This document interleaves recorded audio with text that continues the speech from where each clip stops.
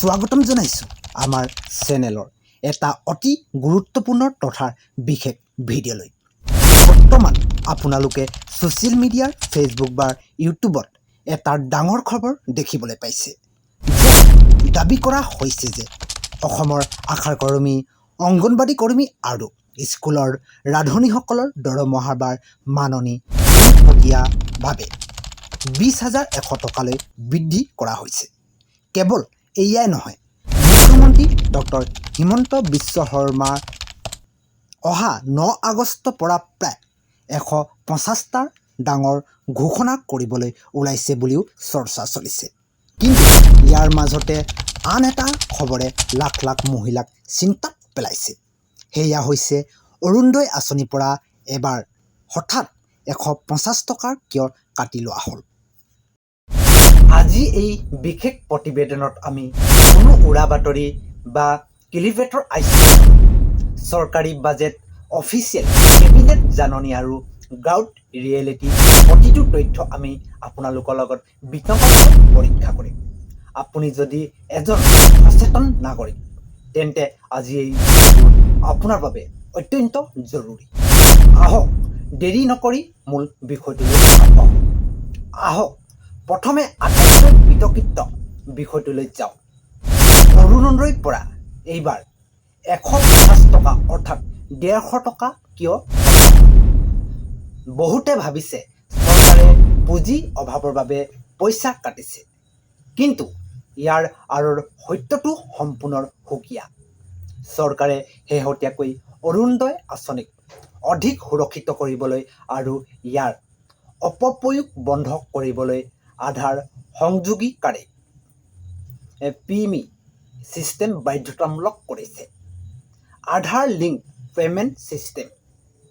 মুখ্যমন্ত্ৰীয়ে নিজে স্পষ্ট কৰিছে যে যিসকল হিতাধিকাৰী বেংক একাউণ্টত কাৰিকৰী খেলিমেলি আছিল বা একেটা পৰিয়ালে একাধিক সমস্যাৰ ভুৱা প্ৰমাণপত্ৰৰে সুবিধা লৈ আছিল, তেওঁলোকক ফিল্টাৰ কৰা হৈছে। এই 150 টকাৰ কৰ্তন বা সালসলনিৰ মুখ্য কাৰণ হ'ল এই ধনৰাশি চৰকাৰে আন কিছুমান গুৰুত্বপূৰ্ণ জনকল্যাণমূলক সামাজিক সুৰক্ষাৰ আঁচনি যেনে মুখ্যমন্ত্ৰী নিযুত মইনা বা বিনামূলীয়াৰ চৰকাৰী বীমাৰ আঁচনিৰ প্ৰিমিয়ামৰ সৈতে লিংক কৰাৰ ব্যৱস্থা কৰিছে। অৰ্থাৎ আপোনাৰ পৰা লোৱা এই সামান্য সালসলনিৰ বিপৰীতে পৰিয়ালটোক এক ডাঙৰ সামাজিক নিৰাপত্তা দিয়াৰ তৈয়াৰ কৰা হৈছে, যাতে কোনো অযোগ্য লোকে দুখীয়াৰ পৰা আত্মসাৎ কৰিব নোৱাৰে। এতিয়া আহোঁ আমাৰ থাৰ্মেলত আটাইতকৈ ডাঙৰ আকৰ্ষণ বিষয়টোলৈ, য'ত লিখা আছে যে 20,100 টকা দৰমহাৰ বৃদ্ধি দাবীলৈ। আপোনালোকে মন কৰিব, অল আছাম অংগনবাড়ী ৱৰ্কাৰ্ছ এছ'চিয়েশ্যনে আৰু আশা কৰ্মী সন্থাই দীৰ্ঘদিন ধৰি গুৱাহাটীত প্ৰতিবাদ কৰি আহিছিল আৰু তেওঁলোকৰ মূল দাবী আছিল যে মাহিলী মাননি তেওঁলোকৰ 21,000 টকালৈ বৃদ্ধি কৰা আৰু অৱসৰৰ পিছত পেঞ্চনৰ ব্যৱস্থা কৰাৰ। কিন্তু চৰকাৰী কেবিনেটৰ অফিচিয়েল তথ্যই কি কয় সেইটো আমি জনাৰ উচিত।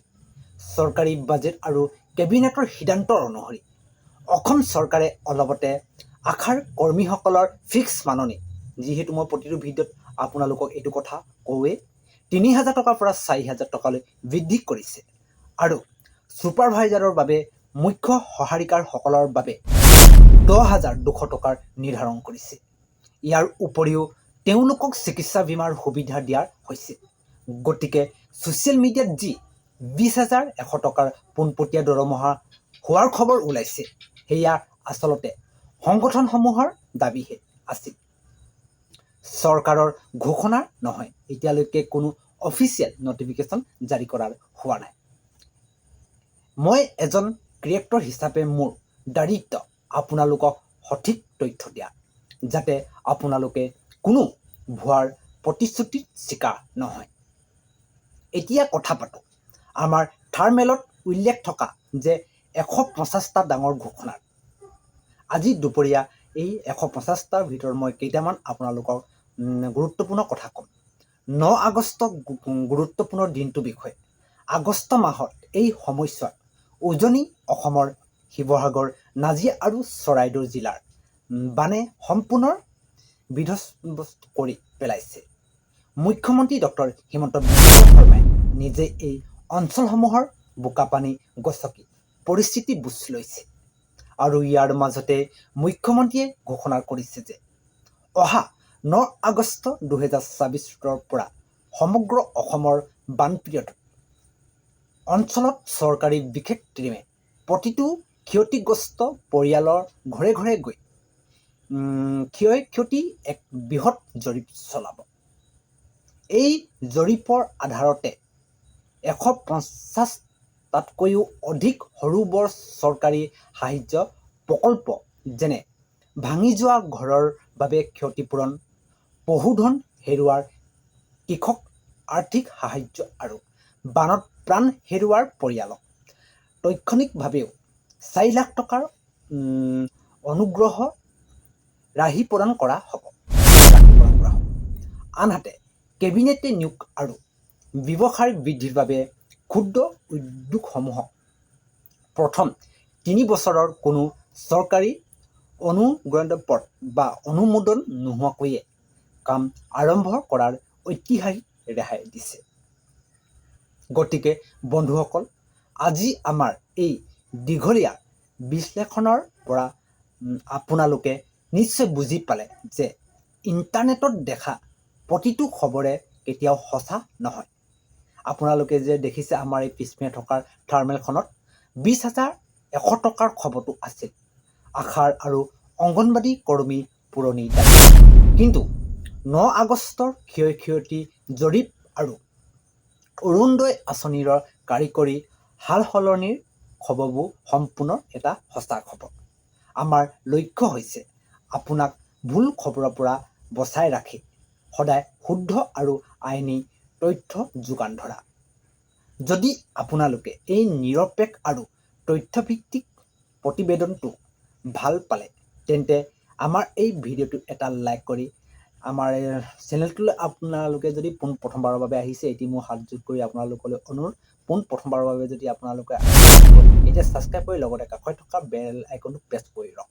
অৰুণোদয় আঁচনি স্থিতি কেনেকুৱা তলত কমেণ্ট বক্সত আপোনাৰ বিতংভাৱে বা আপোনাৰ বহুমূলীয়া মতামতটো জনাবলৈ নাপাহৰিব।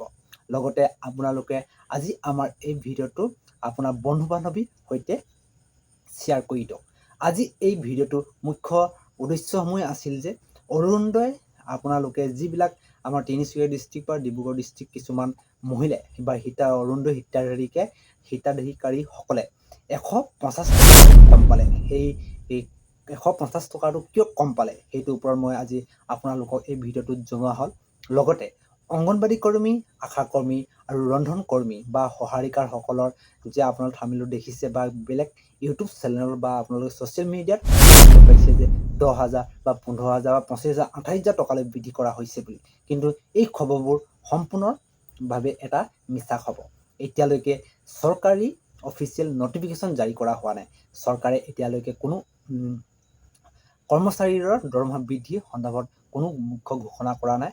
কাৰণ যিটো পৰিস্থিতি আমাৰ অসমত চলি আছে আপোনালোকে জানে, যি শিৱসাগৰ, যোৰহাট মই নকওঁ সেইকেইটা কথা আপোনালোকে জানে, বানপীড়িতৰ বাবে কি কি সমস্যা হৈ আছে আপোনালোকে জানে।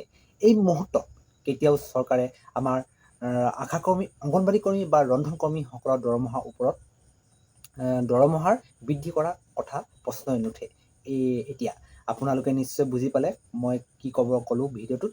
আজি আপোনালোকে এই ভিডিঅ'টো চাই কেনে পালে পুনৰবাৰ কৈছোঁ কেনে পালে তলত কমেণ্ট বক্সত আপোনাৰ বহুমূলীয়া মতামতটো নিশ্চয় জনাব বুলি মই আশা কৰিলোঁ।